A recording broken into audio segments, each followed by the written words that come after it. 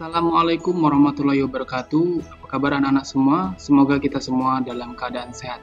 Berjumpa kembali pada kegiatan pembelajaran jarak jauh, di mana pada video kali ini kita akan mempelajari tema 2, muatan pelajaran IPS. Sebelum memulai pembelajaran, mari kita awali dengan berdoa. Berdoa dimulai. Berdoa selesai. Pesan pendidikan karakter pada video kali ini yaitu tentang sikap sopan. Anak-anak, sikap sopan dapat anak-anak latih dengan cara ketika berbicara dengan orang yang lebih tua, seperti kakak, ayah, ibu, atau bapak ibu guru, hendaknya menggunakan kata-kata yang sopan, seperti didahului dengan mengucapkan salam.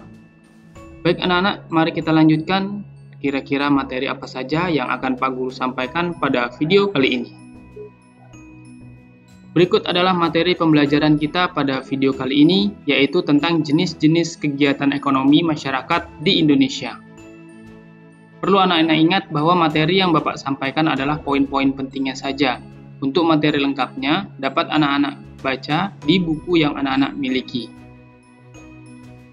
Anak-anak, Indonesia disebut sebagai negara agraris karena memiliki tanah yang subur dan menghasilkan banyak produk pertanian, terutama di daerah pedesaan dan pegunungan, di mana hampir seluruh kegiatan ekonomi masyarakatnya sebagai petani dan memiliki tanah atau lahan yang luas. Beberapa tanaman hasil pertanian di Indonesia antara lain seperti jagung, padi, kubis, kentang, dan buah-buahan yang dihasilkan dari sawah, ladang, dan tegalan. Sebagian besar hasil pertanian dipasarkan oleh para pedagang. Pedagang kecil biasanya berjualan di pasar, sedangkan pedagang kaki lima biasa berdagang di pinggir jalan atau trotoar. Selanjutnya, kegiatan ekonomi di bidang perkebunan. Hasil perkebunan diperoleh dari beberapa tanaman perkebunan, termasuk tanaman perkebunan musiman, berumur pendek seperti tebu dan rosella. Berikutnya di bidang pertambangan. Berdasarkan kondisi geologis, maka wilayah Indonesia mengandung banyak barang tambang, baik barang tambang non-mineral logam seperti tembaga dan timah putih, atau barang tambang non-logam seperti belerang dan gipsum. Jadi contoh barang tambang mineral logam itu adalah tembaga dan timah putih, sedangkan non-logam seperti belerang dan gipsum. Selanjutnya bidang pariwisata. Pada bidang pariwisata biasanya terdapat pada daerah yang memiliki keindahan alam yang asri. Salah satu jenis usaha daerah wisata seperti ini adalah usaha jasa. Contohnya jasa pemandu wisata. Terkait dengan usaha jasa, terdapat contoh lain seperti tukang potong rambut, tukang servis kendaraan, tukang kayu, dan tugas taman. Banyak sekali bidang-bidang kegiatan ekonomi, namun beberapa yang Pak Guru jelaskan seperti bidang pertanian, perkebunan, pertambangan, dan bidang pariwisata. Berikutnya tentang usaha yang dikelola oleh perseorangan, yaitu usaha yang modalnya milik sendiri dan bentuk usahanya sederhana. Contohnya di bidang perdagangan seperti warung makan, kantin sehat di sekolah, atau toko peralatan pertanian. Kelebihan usaha perseorangan ini, yang pertama, pemiliknya bebas mengatur usahanya, lalu semua keuntungan dinikmati sendiri. Rahasia perusahaan pun terjamin, dan pemilik dapat mengambil keputusan dengan cepat. Di balik kelebihan terdapat kelemahan usaha perseorangan. Yang pertama, kemampuan tenaga dan modalnya sangat terbatas, serta segala tanggung jawab dan resiko dipikul sendiri. Berikutnya adalah usaha yang dikelola oleh kelompok.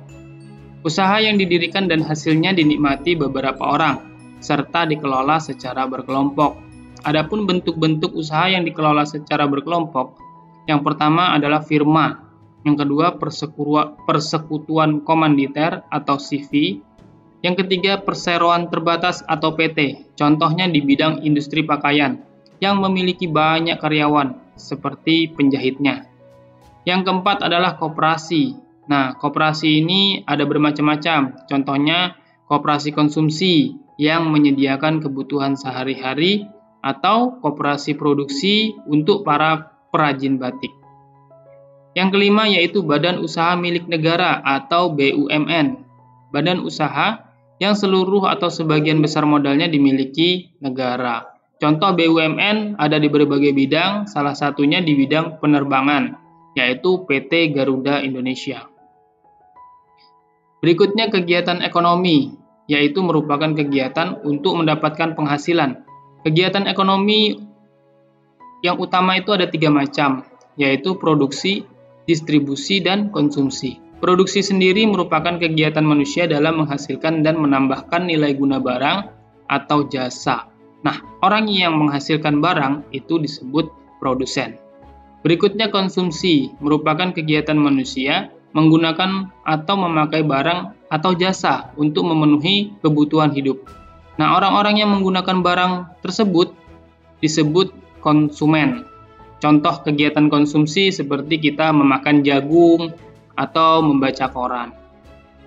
Yang berikutnya adalah kegiatan distribusi, kegiatan penyaluran barang dan jasa dari produsen ke konsumen.